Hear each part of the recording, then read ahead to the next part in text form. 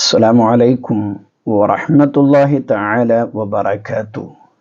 ഇന്ന് സംസാരിക്കുന്ന വിഷയം തസ്ബീഹ് നിസ്കാരത്തെക്കുറിച്ചാണ്.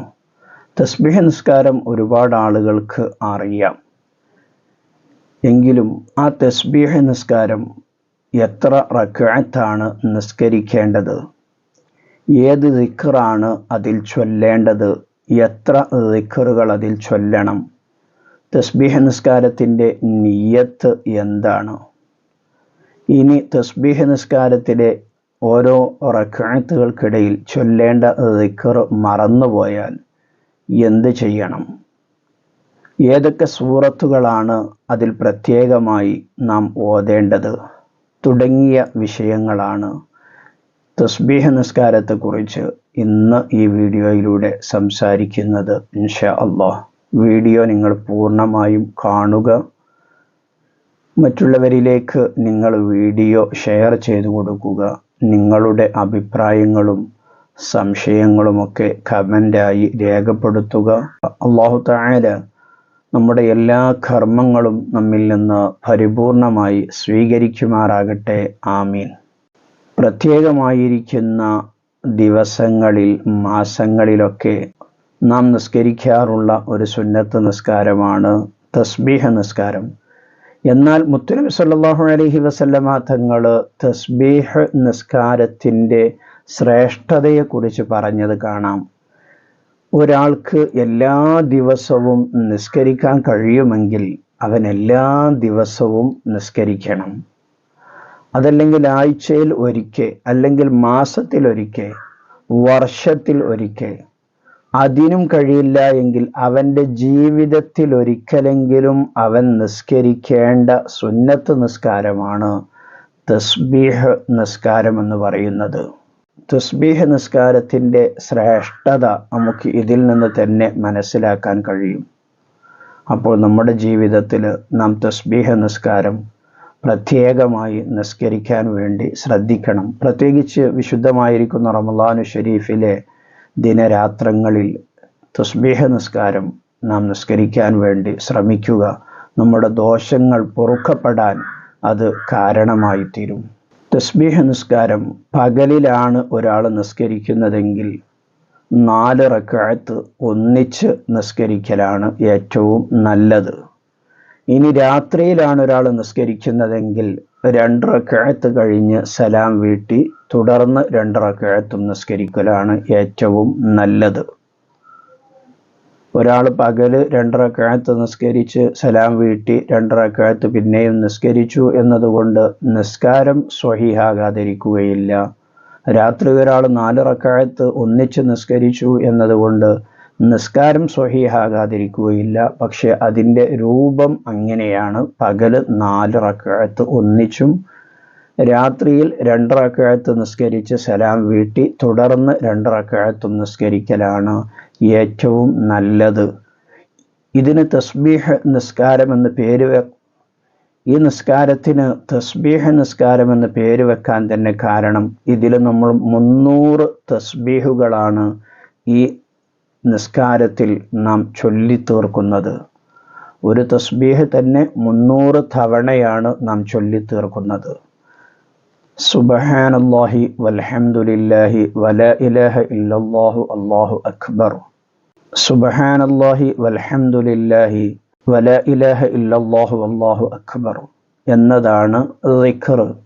അതിൻ്റെ കൂടെ വലാ ഹൗല വലാ ഖുവത ഇല്ലാ ബില്ലാഹിൽ അലിയിൽ അദീം എന്നുകൂടി ചേർക്കൽ പ്രത്യേകം നല്ലതാണ് എന്ന് കിതാബുകളിൽ കാണാൻ കഴിയും. പൂർണ്ണമായും ചൊല്ലാൻ കഴിയാത്ത ആളുകൾ സുബ്ഹാനല്ലാഹി വൽഹംദുലില്ലാഹി വലാ ഇലാഹ ഇല്ലല്ലാഹു വല്ലാഹു അക്ബർ എന്നതുവരെ ചൊല്ലണം. നിസ്കരിക്കാൻ വേണ്ടി നാം തയ്യാറാകുന്ന സമയത്ത് പൂർണ്ണമായ വുളൂ എടുത്ത് ഖിബിലയിലേക്ക് തിരിഞ്ഞ് ബാങ്കും ഇഖാമത്തുമൊന്നും സുന്നത്തില്ല. അതുപോലെ തന്നെ ജമാഅത്തും സുന്നത്തില്ലാത്ത സുന്നത്ത് നിസ്കാരമാണ് തസ്ബീഹ് നിസ്കാരം. അപ്പോൾ ഖിബിലയിലേക്ക് മുന്നിട്ട് ഉസല്ലി സുന്നത്ത തസ്ബീഹി റക്അത്തൈനി മുതവജ്ജിഹൻ ലില്ലാഹി തആല. തസ്ബീഹ് എന്ന സുന്നത്ത് നിസ്കാരം 2 റക്അത്ത് അല്ലാഹു തആലക്ക് വേണ്ടി ഞാൻ നിസ്കരിക്കുന്നു. എന്ന് നിയ്യത്ത് ചെയ്യുക. രാത്രിയിലാണ് നിസ്കരിക്കുന്നതെങ്കിൽ അങ്ങനെയാണ് നിയ്യത്ത് വെക്കേണ്ടത്. ഇനി പകലിൽ നാം 4 റക്അത്ത് ഒന്നിച്ച് നിസ്കരിക്കുകയാണെങ്കിൽ ഉസല്ലി സുന്നത്ത തസ്ബീഹി 4 റക്അത്തി മുത്തവജ്ജിഅൻ ഇലൽ ഖിബ്ലത്തി ലില്ലാഹി തആല. മലയാളത്തിലും നിയ്യത്ത് വെക്കാം. തസ്ബീഹ് എന്ന സുന്നത്ത് നിസ്കാരം 2 റക്അത്ത് അല്ലാഹു തആലക്ക് വേണ്ടി ഞാൻ നിസ്കരിക്കുന്നു. പകലാണ് നിസ്കരിക്കുന്നതെങ്കിൽ തസ്ബീഹ് എന്ന സുന്നത്ത് നിസ്കാരം 4 റക്അത്ത് അല്ലാഹു തആലക്ക് വേണ്ടി ഞാൻ നിസ്കരിക്കുന്നു എന്ന് നിയ്യത്ത് ചെയ്യുക. ഇനി 1ാമത്തെ റക്അത്തിൽ തക്ബീറത്തുൽ ഇഹ്റാം കഴിഞ്ഞ് വജ്ജഹത്തു ഓതൽ പ്രത്യേകം സുന്നത്താണ്. തുടർന്ന് ഫാത്തിഹ ഓതൽ എല്ലാ നിസ്കാരത്തിലും നിർബന്ധമാണ്. ഫാത്തിഹ ഓതി കഴിഞ്ഞ് സൂറത്ത് ഓതൽ സുന്നത്തുണ്ട്. 1ാമത്തെ റക്അത്തിൽ അൽഹാക്കുമുത്ത തകാസുർ എന്ന സൂറത്ത് ഓതലാണ് ഏറ്റവും സുന്നത്ത്. സൂറത്ത് ഓതി കഴിഞ്ഞതിന് ശേഷം റുകൂഇലേക്ക് പോകുന്നതിന് മുമ്പായി കൊണ്ട് 15 തവണ സുബ്ഹാനല്ലാഹി വൽഹംദുലില്ലാഹി വലാ ഇലാഹ ഇല്ലല്ലാഹു അല്ലാഹു അക്ബർ എന്ന ദിക്ർ ചൊല്ലണം. അപ്പോൾ 1ാമത്തെ റക്അത്തിലെ നൃത്തത്തിൽ 15 തവണയാണ് ആ ദിക്ർ ചൊല്ലേണ്ടത്. റുകൂഇലേക്ക് നാം പോകുന്നു. റുകൂഇൽ ചൊല്ലേണ്ട ദിക്ർ ചൊല്ലിയതിനു ശേഷം 10 തവണ സുബ്ഹാനല്ലാഹി വൽഹംദുലില്ലാഹി വലാ ഇലാഹ ഇല്ലല്ലാഹു അല്ലാഹു അക്ബർ എന്ന ദിക്ർ ചൊല്ലണം. റുകൂഇൽ 10 തവണ ചൊല്ലണം. തുടർന്ന് നാം ഇഅ്തിദാലിലേക്ക് വരുന്നു. ഇഅ്തിദാലിലെ ദിക്റിന് ശേഷം 10 തവണ ഈ ദിക്ർ ചൊല്ലുന്നു. തുടർന്ന് സുജൂദിലേക്ക്, സുജൂദിൻ്റെ ഇടയിലുള്ള ഇരുത്തത്തിൽ 2ാമത്തെ സുജൂദിൽ ഇപ്പോൾ 65 തവണ നാം ദിക്ർ ചൊല്ലിക്കഴിഞ്ഞു. 1ാമത്തെ നൃത്തത്തിൽ 15 തവണ ചൊല്ലി, റുകൂഇൽ 10 തവണ ചൊല്ലി, ഇഅ്തിദാലിൽ 10 തവണ ചൊല്ലി, സുജൂദിൽ 10 തവണ ചൊല്ലി, സുജൂദിൻ്റെ ഇടയിൽ 10 തവണ ചൊല്ലി, 2ാമത്തെ സുജൂദിൽ 10 തവണ ചൊല്ലി. അപ്പോൾ 65 തവണ നാം ദിക്ർ ചൊല്ലിക്കഴിഞ്ഞു. 1ാമത്തെ റക്അത്തിൽ 75 തവണ നാം ദിക്ർ ചൊല്ലണം. അപ്പോഴാണ് 4 റക്അത്ത് പൂർത്തിയാകുമ്പോഴേക്ക് 300 ദിക്ർ നമുക്ക് പൂർത്തിയാക്കാൻ കഴിയുകയുള്ളൂ. അപ്പോൾ നാം ചെയ്യേണ്ടത് 1ാമത്തെ റക്അത്തിലെ 2ാമത്തെ സുജൂദിന് ശേഷം അല്ലാഹു അക്ബർ എന്ന് പറഞ്ഞുകൊണ്ട് അത്തഹിയ്യാത്തിൽ ഇരിക്കുന്നത് പോലെ അവിടെ ഇരിക്കുക. എല്ലാ നിസ്കാരത്തിലും 1ാമത്തെ റക്അത്തിലും 3ാമത്തെ റക്അത്തിലും നാം സുജൂദിൽ നിന്ന് നേരെ നൃത്തത്തിലേക്ക് വരുന്ന സമയത്ത് അവിടെ ഒന്ന് ഇരുന്ന് എഴുന്നേൽക്കൽ സുന്നത്തുണ്ട്. അതിന് ഇസ്തിറാഹത്തിൻ്റെ ഇരുത്തം എന്നാണ് പറയുക.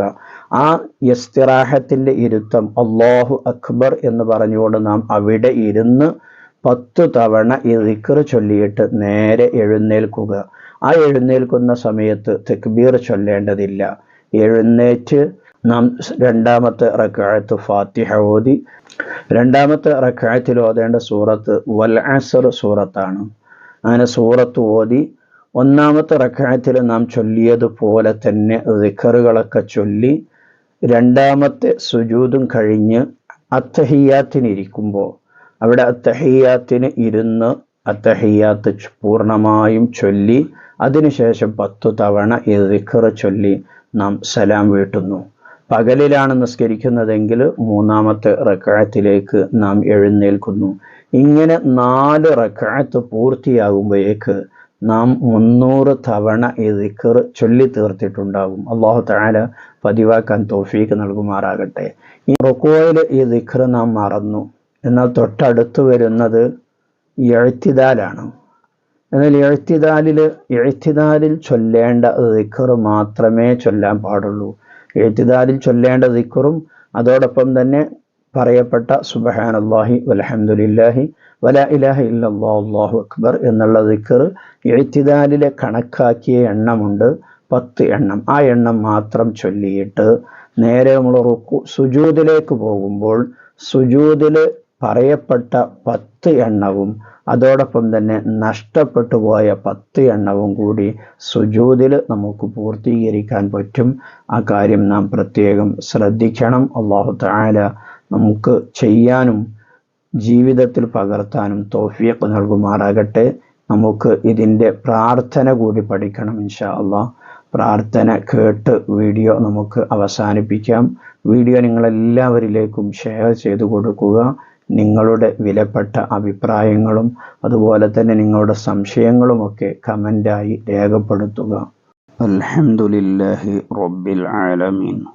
اللهم صل وسلم على سيدنا محمد وآله وصحبه أجمعين. اللهم إني أسألك توفيق أهل الهدى وأعمال أهل اليقين ومناصحة أهل التوبة وعزم أهل الصبر وجد أهل الخشية وطلب أهل الرعبة وتعبد أهل الورع وعرفان أهل العلم حتى أخافك. اللهم إني أسألك مخافة تحجزني عن معاصيك حتى أعمل بطاعتك عملا أستحق به رضاك وحتى أناصحك في التوبة خوفا منك وحتى أخلص لك النصيحة حياء منك وحتى أتوكل عليك في الأمور كلها وحسن الظن بك. سبحان خالق النور. ربنا أتمم لنا نورنا واغفر لنا إنك على كل شيء قدير برحمتك يا أرحم الراحمين.